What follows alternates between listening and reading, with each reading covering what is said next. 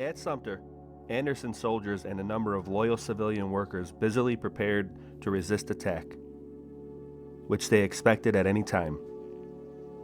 They had a lot to do.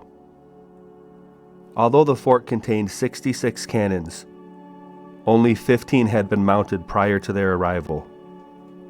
41 unfinished embrasures resulted in as many 8-foot square holes in the ramparts.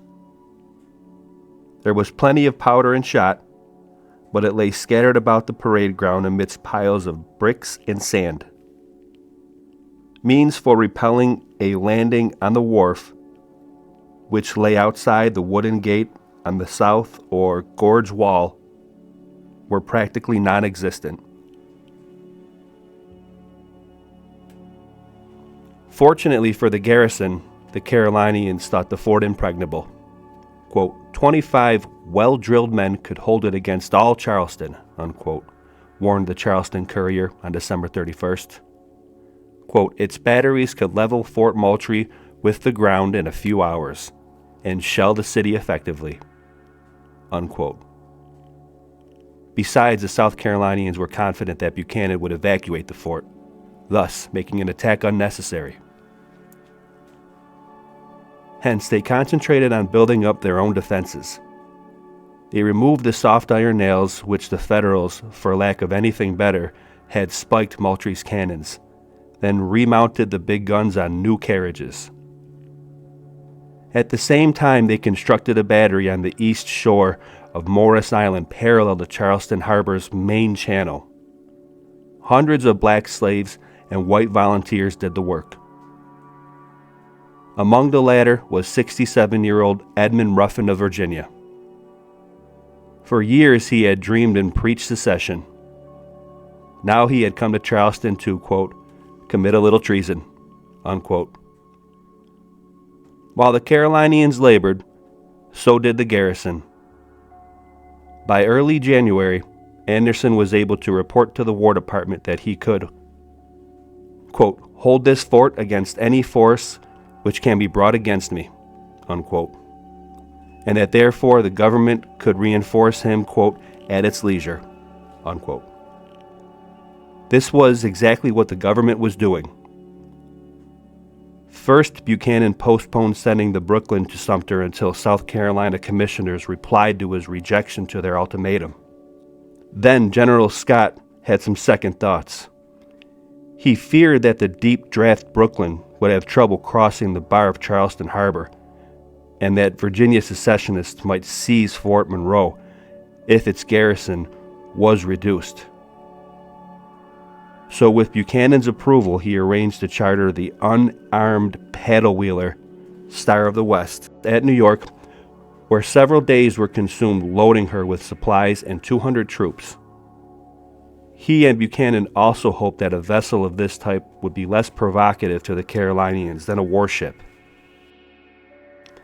Because of this shilly-shallying, the relief expedition did not set forth until January 5. Worse, not until that date did the War Department get around to dispatching a letter to Anderson informing him that the Star of the West was on the way with reinforcements and instructing him to aid the ship if she was attacked. Furthermore, instead of sending this vital message by special courier, it entrusted it to the regular mail, apparently oblivious to the possibility that South Carolina authorities might be intercepting all letters to Sumter, which in fact they had been doing for a week. Consequently, Anderson and his men remained unaware that a relief expedition was on the way. In fact, they were about the only ones in the Charleston area who did not know. Despite efforts by Buchanan and Scott to keep the Star of the West's voyage secret, Southern sympathizers in Washington and New York provided ample advanced warning.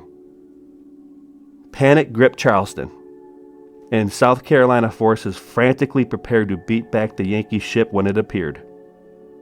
However, their commander openly doubted that his ill-trained artillerists could hit a fast-moving steamer and predicted that Sumter's guns would blast Moultrie off the face of the earth. At dawn, January 9, the Star of the West, with 200 soldiers below deck, entered Charleston's main channel. when she was 2 miles from Sumter, the Morris Island Battery, which had been alerted by the patrol boat, opened fire. George Hainsworth, a Citadel cadet, touched off the first cannon. He missed. So did most of the other rounds from the battery's 2 cannons. Soon the Star of the West passed by, having suffered only minor damage. From the ramparts of Sumter, Anderson watched the approaching ship through a spyglass. The normally calm major appeared, quote, excited and uncertain what to do, unquote. He could see that the Carolinians were shooting at an unarmed vessel flying the United States flag. And only the day before, he had read in the Charleston Mercury that the Star of the West was heading for Sumter with reinforcements. However, that rabidly secessionist paper was notoriously unreliable, and in any event he had no official information or instructions concerning the ship. Besides, the Morris Island Battery was beyond the reach of Sumter's guns. Then the Star of the West came within range of Fort Moultrie, which opened up on her. Anderson's gunners eagerly expected his order to return the fire. However, one of his officers, Lieutenant Richard K. Meade of Virginia, pleaded with him not to give the order. Quote, it will bring civil war on us, unquote. In contrast, Captain Abner Doubleday, a New York-born, quote, inventor of baseball, unquote, stamped his feet in frustration, and a soldier's wife attempted by herself to fire a cannon aimed at Moultrie. Meanwhile, shot and shell rained about the Star of the West, and an unarmed schooner approached her. Concluding that he could not expect no assistance from Sumter, and fearful of sinking or capture, the Star of the West's captain turned his ship about and headed back to sea. On seeing the ship retreat, Anderson decided not to fire on Moultrie. Instinct and training urged him to do so, but while there remained a slightest chance of peace, he would not strike the blow that could lead only to war. By all precedents of law and history, the federal government would have been justified in employing the full power of its armed forces against South Carolina for having fired on the Star of the West. It did nothing of the kind, nor did Buchanan even consider such action. First of all, the armed forces of the United States were not very powerful. To be sure, the Navy probably could have bombarded Charleston in retaliation, but the bulk of the army was scattered throughout the West, barely holding its own against the Indians. More importantly, the free states were not ready for a showdown over secession. Most Northerners hoped for, even expected another great sectional compromise like the ones in 1820, 1833, and 1850. Many of them believed that South Carolina was merely, quote, throwing a tantrum, unquote, that the talk of a Southern Confederacy was simply a bluff designed to extract concessions. The attempt to reinforce Sumter incensed the Southern secessionists, who saw it as coercion. At the same time, the repulse of the Star of the West and the failure of the North to react to it made them all the more confident that the money-grubbing Yankees would not dare fight to keep the South in the Union. Senator Judah P. Benjamin of Louisiana sneered that the federal government in effect had relinquished all claim to sovereignty. Jefferson Davis met with the other Cotton State senators in Washington to plan a convention at Montgomery, Alabama, for the establishment of an independent confederacy. During January, Georgia, Florida, Alabama, Mississippi, and Louisiana seceded, and Texas prepared to do the same. As these states pulled out, their militia took over federal arsenals, forts, custom houses, and post offices. Nowhere did they encounter resistance. Thus, on January 12, semi-senile Commodore James Armstrong surrendered the Pensacola Navy Yard to Florida and Alabama troops. However, 2 days before, First Lieutenant Adam Slemmer, anticipating such an eventuality, had transferred 46 soldiers and 30 sailors from nearby Fort Barancas to powerful Fort Pickens on Santa Rosa Island in Pensacola Bay. Following the seizure of the Naval Yard, representatives of the governors of Florida and Alabama demanded the surrender of Fort Pickens, named after the grandfather of the South Carolina governor. Schlemmer replied, quote, "I am here by the authority of the President of the United States, and I do not recognize the authority of any governor to demand the surrender of United States property. A governor is nobody here," unquote. Thanks to Schlemmer's initiative, the federal government now held another fort off the coast of a seceded state. Like Sumter, it was too strong for the secessionists to seize immediately. But unlike the Charleston fort, its location made reinforcement easy. Anderson had refrained from blasting Fort Moultrie. Nevertheless, he was angered by the firing on the United States flag. As soon as the Star of the West steamed out of sight, he dispatched a note to Governor Pickens. In it, he threatened to close Charleston Harbor, which he could readily do, unless Pickens disavowed the attack on the ship as having been made without his, quote, "sanction or authority," unquote.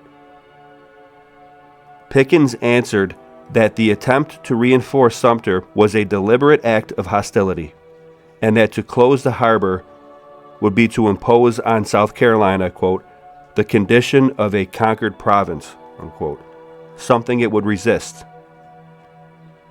In effect, he countered Anderson's threat with a threat of his own, all-out war. Since this is what Anderson hoped to avoid, he agreed in subsequent negotiations to a de facto truce while one of his officers, Lieutenant Theodore Talbot, went to Washington for instructions. For his part, Pickens allowed mail to enter Sumter and the women and children to leave. Moreover, the garrison could purchase bread, meat, and vegetables, but not flour, in Charleston, and a South Carolina officer sent over several cases of claret. Notwithstanding these friendly gestures, Pickens was anxious to attack Sumter. Two factors restrained him. First, a number of other Southern leaders cautioned him that precipitate action against Charleston might produce war before the Confederacy could be organized. Thus, Jefferson Davis wrote him on January 20 that the, quote, "little garrison presses on nothing but a point of pride. You can well afford to stand still.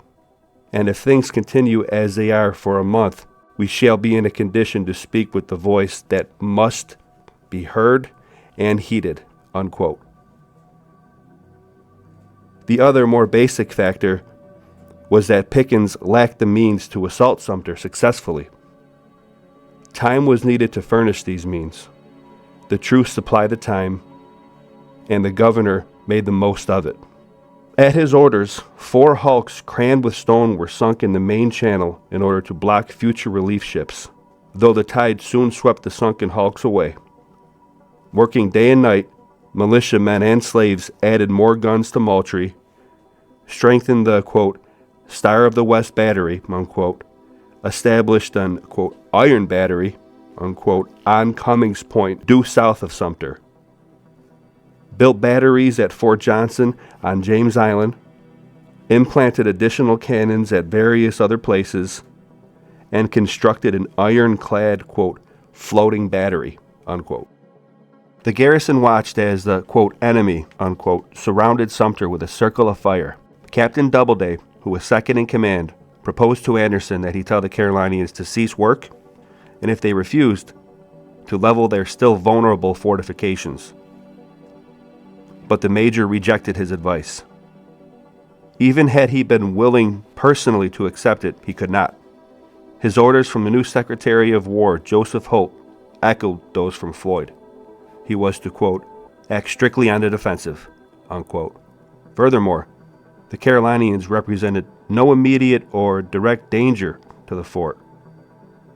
By January 21, the garrison had 51 guns in position, among them 2 10-inchers planted in the parade ground as mortars. Also, the soldiers and 43 remaining civilian workers had closed the open embrasures and prepared a variety of devices calculated to inflict ghastly casualties on storming parties. Some cannoneers experimenting with one of the 10-inchers discovered that Charleston itself could be bombarded. Using only a small powder charge, they splashed a cannonball near the city's waterfront. What worried Anderson and all of his men was the long-range prospect. Despite purchases in Charleston, food stocks were dwindling steadily. At the same time, the ever-increasing strength of Carolina batteries, Anderson notified the War Department, quote, "will make it impossible for any relief expedition other than a large and well-equipped one to enter this harbor," unquote. Buchanan realized Anderson's predicament, but after the Star of the West fiasco, he returned to his basic policy of appeasing the South, which probably was for the best given the fragmented and fluctuating state of public opinion in the North.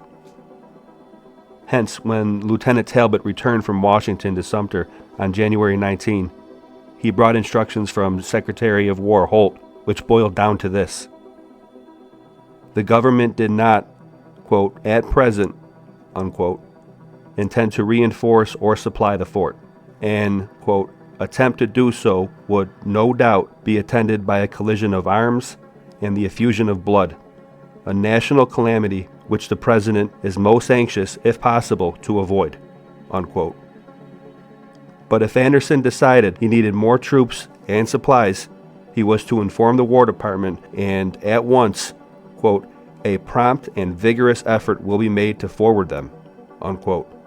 In other words, the peace-seeking major was asked to decide whether there would be a war. It was a decision that he was not prepared to make. At about the same time Talbot reported back to Sumter, Buchanan agreed to let General Scott send the Brooklyn with a company of regulars to Fort Pickens. As already noted, the Florida fort differed from Sumter in that there was no way the secessionists could block access to it. Thus, there was little risk of an armed clash. Meanwhile, 3 other United States warships took stations in Pensacola Bay. Former United States Senator Stephen R. Mallory of Florida, soon to be a highly competent Confederate Secretary of the Navy, assessed the situation at Pensacola and found it inauspicious. Therefore, through Washington intermediaries, he proposed a deal. If the federal government promised not to reinforce Fort Pickens or try to retake the naval yard, he pledged that no attack would be made on Slemmer's garrison. Buchanan agreed to this de facto truce, even though it meant that the government was refraining from doing what it could do easily, whereas the secessionists merely promised not to do what they were incapable of doing successfully. When the Brooklyn arrived February 9, it landed supplies but not troops at Fort Pickens, then joined the other federal ships nearby. As for the secessionists, they stepped up their preparations for an attack on the fort. On February 18, 1861, the sun shone brightly over Montgomery, Alabama. Jefferson Davis, standing on the portico of the state capitol, took the oath of office as the first president of the Confederate States of America. So far, however, the Confederacy consisted only of 7 states, all from the lower South. The upper South, Virginia, North Carolina, Tennessee, and Arkansas, the slave-holding border states, Delaware, Maryland, Kentucky, and Missouri, remained outside of the fold. Even worse, a foreign flag, that of the United States, waved over forts in 2 of the Confederacy's main ports, flouting its claim to independence. Davis pondered the situation, decided what had to be done, then did it. Late in February, he dispatched 3 commissioners, Martin J. Crawford, John Forsyth, and A.B. Roman, to Washington. He instructed them to seek recognition of the Confederate States by the United States and to settle, quote, all questions of disagreement between the 2 governments, unquote. That is, induce the federal government to evacuate Sumter and Pickens.